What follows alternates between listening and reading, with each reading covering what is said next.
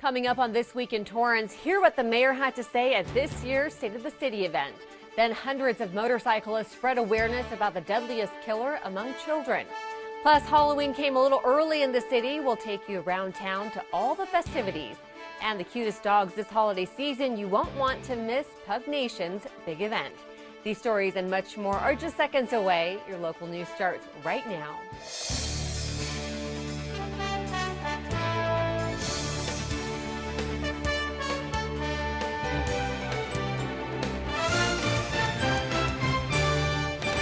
Hello and welcome to This Week in Torrance. I'm Chun. Ben McCain has the week off. Thanks so much for joining us. Here are your top stories. A proposed 46-unit apartment complex project was a hot topic of discussion at the recent City Council meeting. Torrance Council members voted 5-2 denying the construction of two three-story buildings near the 18,000 block of Western Avenue. Council did approve changing the zone, which would allow greater flexibility for future construction, putting it under the general commercial umbrella. This would give the developer the opportunity to return with an updated project idea.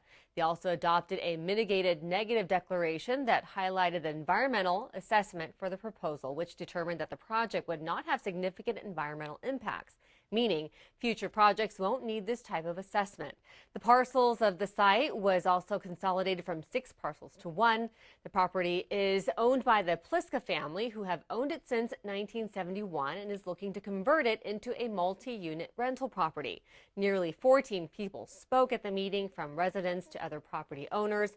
Concerned residents saying that approval of the project could result in more traffic, others saying there won't be enough parking at the complex. Some residents said the property was too high and suggested the developer come back with a new design that fits the community better.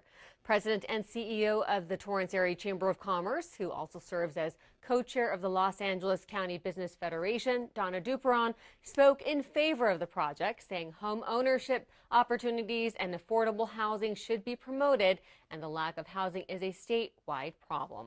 Originally, the project was rejected by the Planning Commission with a 5-1 vote.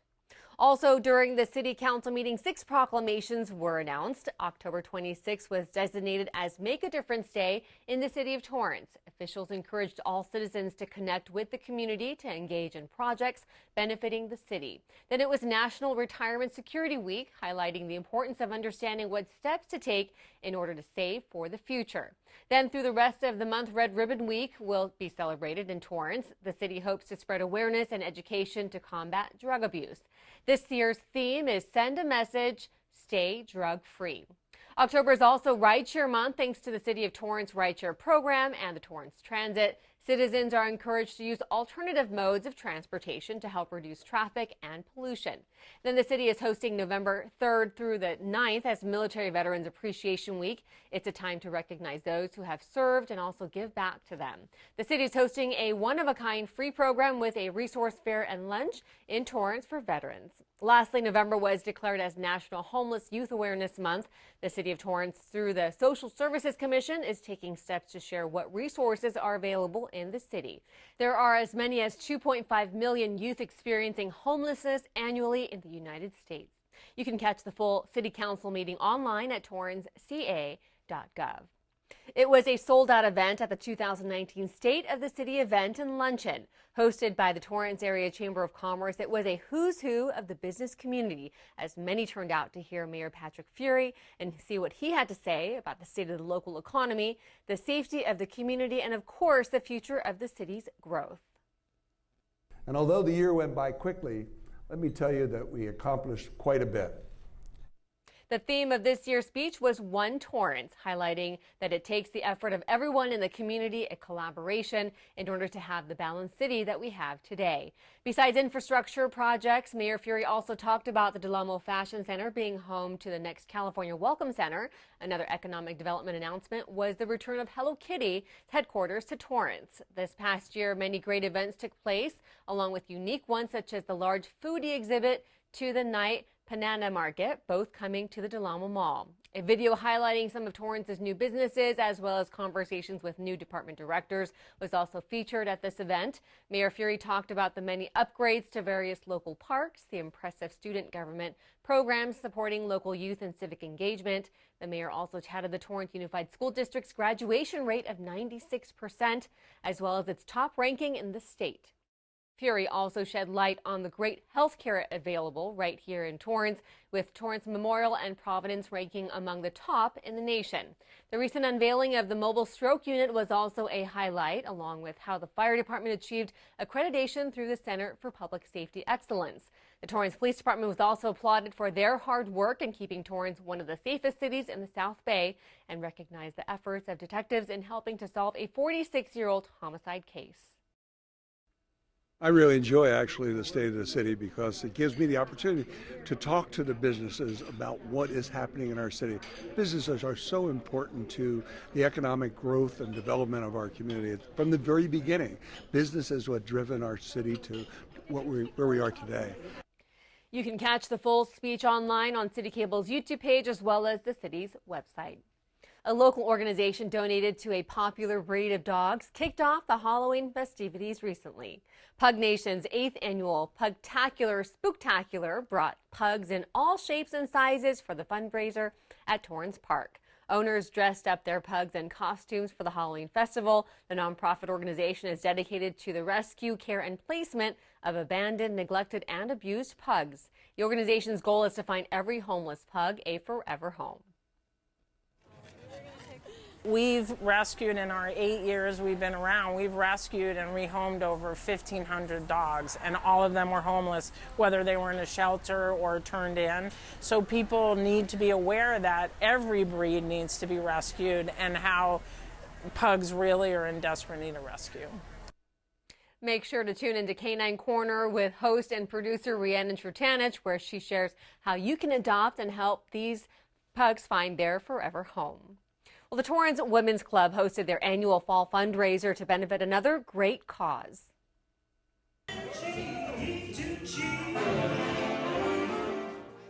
Live music and dancing, the special luncheon was designed to help the South Bay Village in Torrance, a nonprofit organization that helps seniors stay in their homes. Every year, an organization is selected to receive the funds.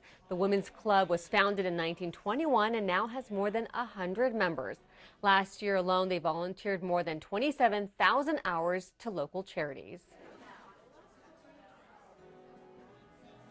Oh, it's a great place. I joined 13 years ago, and it's been like home. All of the people here are wonderful ladies and very supportive of all of our activities. And we give so much to the military and the foster children, and it's just a very warm place to be.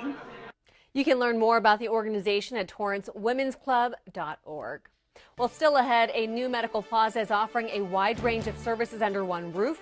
Then local 5th graders receive first-hand emergency training by Torrance firefighters. We'll take you there. We'll be back in just a minute.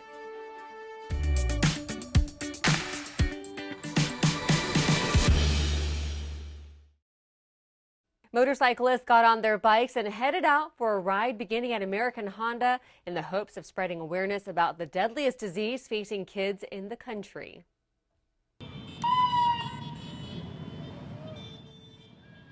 Engines revved up at the Pediatric Brain Tumor Foundation's Ride for Kids event. This is the longest running, most successful motorcycle charity event in the country. But the riders weren't just motorcycle enthusiasts, but the stars themselves, brain tumor survivors and families affected by pediatric brain tumors. The California Highway Patrol escorted the ride that traveled 31 miles from Torrance to the Palos Verdes Peninsula. This year, family-friendly rides from coast to coast bring motorcyclists together.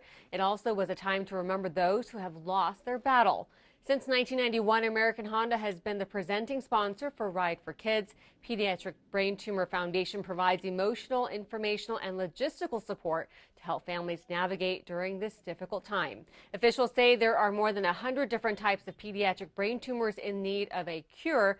Only 4% of federal research funding is dedicated to childhood cancers, with less to pediatric brain tumors. For the first time this year, Honda partnered with Rever, the world's largest motorcycle ride planning, tracking, and sharing app to encourage people who ride a motorcycle to ride in honor of the foundation and to track it on their app before this event. The goal was to collect 250,000 miles, and Honda would donate $10,000 to the foundation. In total, they raised $129,000. There was also a costume contest, a silent auction, new Honda motorcycle models on display, and one lucky person won a brand new Honda motorcycle. More engines and motorcyclists gathered as hundreds of vintage and antique bikes were seen at the 42nd Annual El Camino Vintage Motorcycle Show and Swap Meet. Reporter Nicholle Salvatierra was there to check it out. Big bikes, small bikes, and one-of-a-kind bikes from across Southern California lined up as spectators had the chance to see the bikes that were historic up close and personal. Dozens of bikes dating back to 1912 were judged by a panel, as well as other bike enthusiasts, on their appearance and how well they function. Contestant Tom Armstrong brought out his 1959 BMW R50 with a fresh coat of paint. The color and accessories remain traditional, making it a showstopper. And BMW used this color in the late 50s on some of their smaller cars. So I figured then that's the right color for my motorcycle. It's a lot of fun.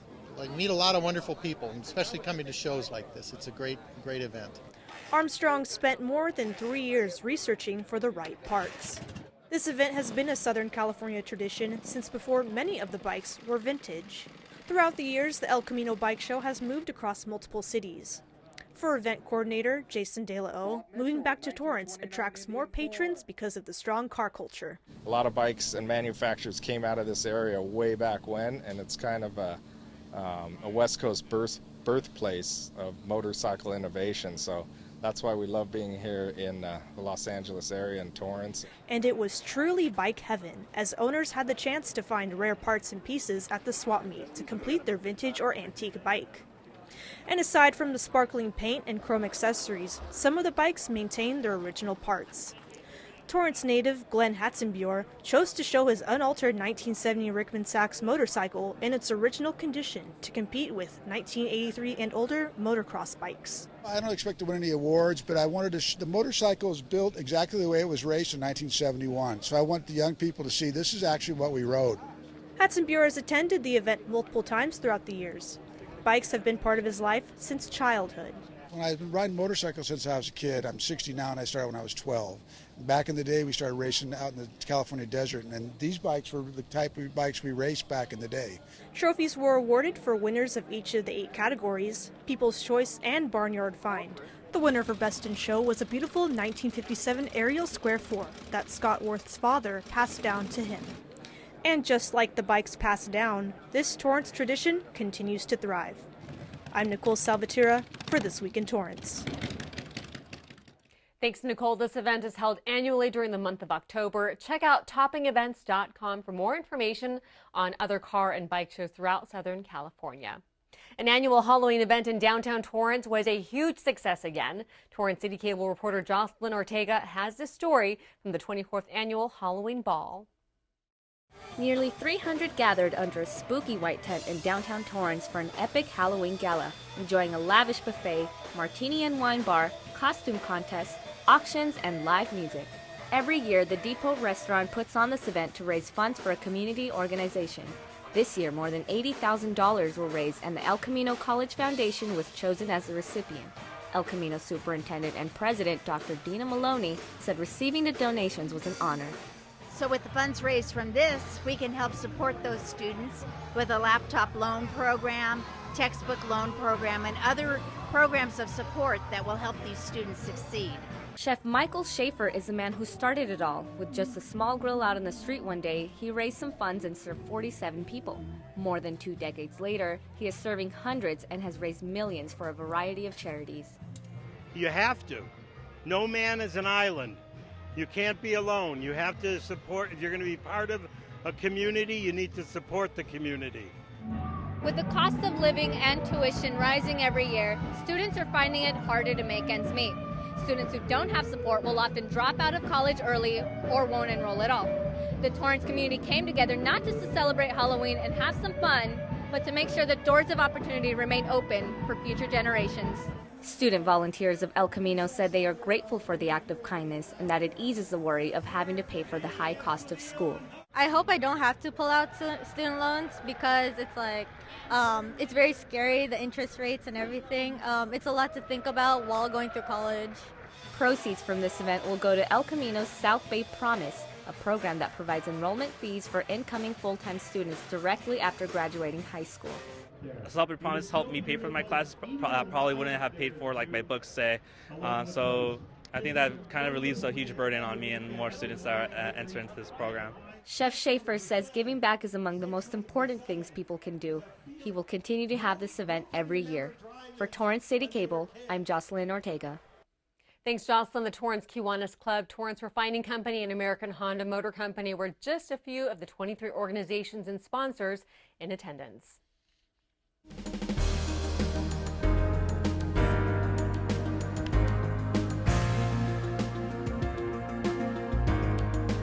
It may look like a familiar convenience store on the outside, but once you stop in, you'll be surprised to find all that's in store at this newly opened 7-Eleven.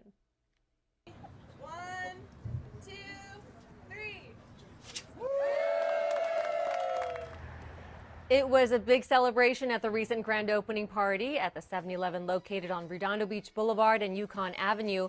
Members of the Torrance Area Chamber of Commerce and city officials gathered for a ribbon-cutting ceremony to welcome the new business and business owners to town. This is the first new concept store to open in Los Angeles County, offering freshly baked pastries and cookies, a self-serve hot food station, a variety of bean-to-cup coffee flavors, nitro brew, espresso, 8 Slurpee flavors, a variety of beer and wine, and much more.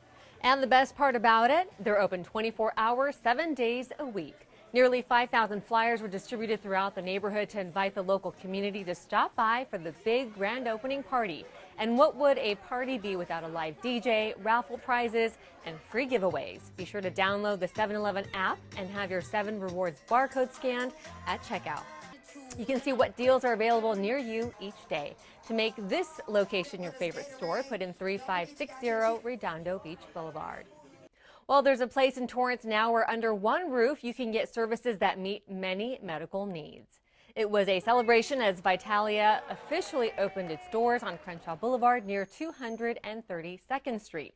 The multidisciplinary practice offers wellness, cardiology, pain management, internal medicine, and regenerative medicine, all while using natural therapies and cutting-edge technology. They also offer mental health services, ketamine infusions, group therapy, skincare, and minimally invasive procedures. And the physicians in this group are all from the South Bay area, which was one of the reasons they wanted to open this type of facility in Torrance. Very rarely do we get to be too creative in medicine, and we decided we wanted to have something that added a little bit of our creativity to the whole process, and also to be able to have educational space, conference space, things like that you don't typically see in another outpatient doctor's office. The uniqueness is probably the combination of our different specialties. So my specialty is sports medicine, and I do cosmetic medicine. Dr. Ananth, he is a board-certified psychiatrist and pain management specialist, and Dr. Dandalaya, he is a cardiologist. So that kind of combination where we bring in specialties from the inside out is very unique. Well, I've always loved being in the South Bay. I did my training at Harbor UCLA in Torrance, and I've had a practice here for over 10 years. So it was a very natural fit to have Battaglia here because of the great patient population and the community at large. You can learn more about the services they offer at battagliamed.com. Downtown Torrance kicked off the Halloween festivities for a night of fun for their 3rd annual Scare Down, which was their biggest turnout yet. Sponsored by the Downtown Torrance Association, trick-or-treaters stopped by stores and also participated in trunk-or-treating. For the first time, there was a scavenger hunt with $500 worth of donated items from local business owners. There were vendors, tarot card readers, and skateboarders performing death-defying tricks. By sunset, it was safe to say that downtown Torrance had crowds of people enjoying the evening. A couple of years ago, myself and another business owner thought that we should utilize the beauty of the area, since it's a walking town pretty much, that why not have a cool event and do something. So it's great because we feel like we've got, these businesses which are reputable. It's a lot of people around, well lit, and the city's putting, kind of behind it. So we just feel like it's a safe option for us to trick or treat. Restaurants, bars, and other businesses were open late to the public. Officials from the association say the money raised during the event will go towards making it better next year.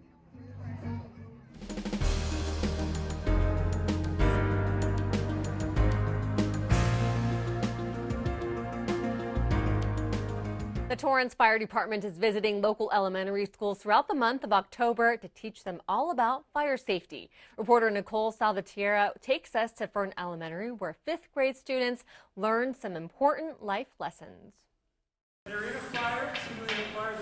In the event of a fire at home, Torrance firefighters are teaching students how to be comfortable around first responders. This is one of the many lessons Torrance firefighters taught students during their annual basic aid training.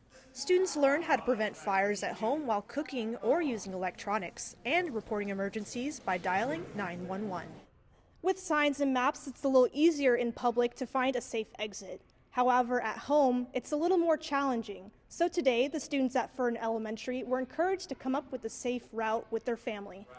Fern Elementary Principal Dr. Michael Remlin schedules monthly evacuation drills. With the help of the fire department, students will hopefully take these lessons wherever they go. Collaborating with the Torrance Fire Department has been incredible because they help educate our kiddos in any way, shape, need, or form. Be it fire education, be it safety education, they're there for us. Firefighters made lessons engaging for the students through humor and with a video starring Disney's Timon and Pumbaa. I liked the video because they made it fun using the characters from The Lion King. The video brought up topics like checking smoke detector batteries and not playing with matches. Fire prevention specialist Ellery Sanders and his team informed the students about situations they've encountered. That information is also brought here in a controlled environment. As the kids hear certain type of stories, they tend to relate that story to the video, to the presentation that we have, and it all comes together in one circle. Sanders' key lessons during this training are to be aware of surroundings while dialing 911, feeling safe around firefighters, and making a safe family meeting place. This hour-long lesson teaches students a lifetime of knowledge on fire safety. I'm Nicholle Salvatierra for This Week in Torrance. Thanks, Nicholle. Remember, these lessons don't stop at school. You should change smoke detector batteries annually at home and talk to your family about making a primary and secondary escape route for emergencies at home. A local tow truck company supported a national movement to raise awareness about roadside dangers. More than 150 companies, including Torrance-based company Van Lingen Towing, joined nearly 200 trucks in a procession for National Move Over Day in Los Angeles. This was one of 3 locations where a parade route across California took place. The California Tow Truck Association hosted the event to spread awareness about move-over laws and the roadside dangers that tow operators and emergency responders face daily. In the United States, 1 tow operator is killed in the line of duty every 6 days. Association members say the general public are unaware of what to do in these situations. The law says motorists need to move over and change lanes to give safe clearance to law enforcement officers, firefighters, ambulances, utility workers, and tow truck drivers. The association was founded in 1969 and represents professional towing operators statewide. Well, coming up, we have a special guest in studio to talk about a 2-day event that you won't want to miss. We'll be back in just a few.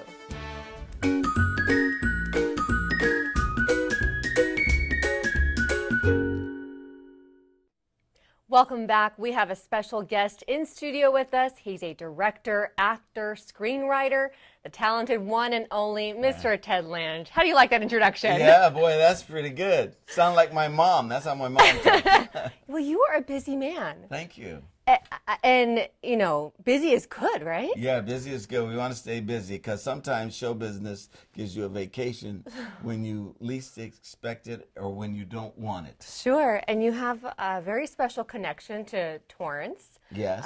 You're a Torrance resident. Your wife works in Torrance. You've Yes. put on many, many productions here in the city. And we've got one that we want to talk about today. Yes, 4 Queens, No Trump. That's my play. And And I heard you talk about this, and you've written this years ago and you've put it in your Rolodex of, scripts that have been performed, and this is one of them. And I think the city is just thrilled to have it on our stage. Tell us about this play. Okay, I'm so happy that Torrance likes what I do. Some years ago, some actresses over 40 came to me and said, they're writing plays for young black women. They don't write anything for older black women. And they said, would you write something? I said, well, let me think about it. If I come up with something, I will. And I came up with this play.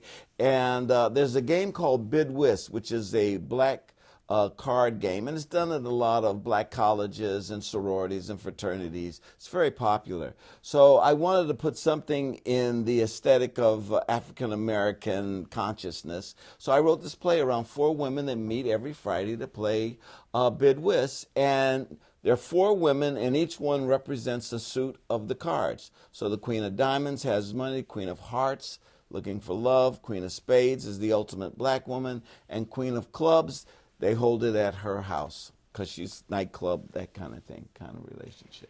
I read the synopsis and I was hooked. I good. myself am so intrigued about what brings these women together, because there is a storyline that interweaves with each of the women, correct? Yes, there is. And what I try to do is I try to work in actual history that somehow is related to the situation. So there's a story that one of the women they tell about their past that is an actual thing that actually happened in American history. I have Anna Maria Horsford from Amen and the Wayans brothers. I have Keena Ferguson, who's a movie actress. I have Christy Farris, who does a lot of TV. She's on Mahogany right now. So I'm bringing actresses, and Khalida. These are A-list actors. People will know their names. Smith, and she and I did a TV series together. I directed 30 episodes, which she starred in. We did a thing about the first family, and she played the first lady. And then Gordon Goodman is the one Trump gentleman in the play. in this mix. Yes. And do you get to tell me what it is, or No. I don't want to tell you. Yeah, you got to come see it. Yeah, that's the fun of it. That's the fun of it. And what is your connection with the South Bay Conservatory? They're the ones that are putting this on. They're the ones that are putting this on. They found out I lived here, and so then they asked me if I would, do some of my plays here, and we made an arrangement, and I came along, and each one was more successful than the last one. That's good, and we're hoping we don't break that record, that it stays that way, so they can keep asking me back. But I've got about 25 plays, so I have a catalog to look from. And do you want to share what's on the horizon after this? This is only performing for 2 nights. November 2nd and 3rd. We want to make a mention of that.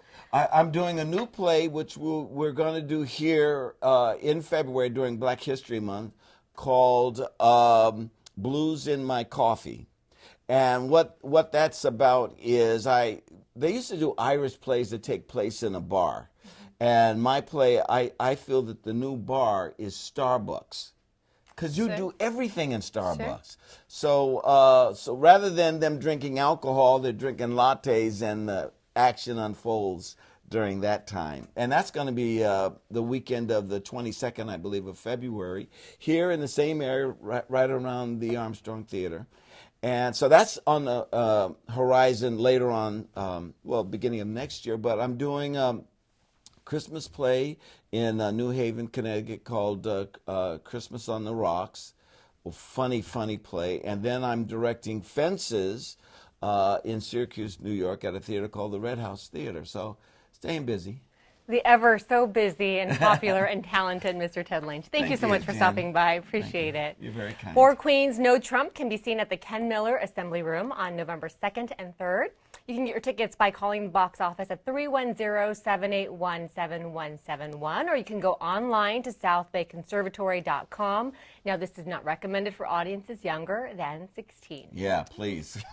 Thank you again. Well, that does it for us on This Week in Torrance. I'm Jen Chun. Thanks so much for joining us. We'll see you next time.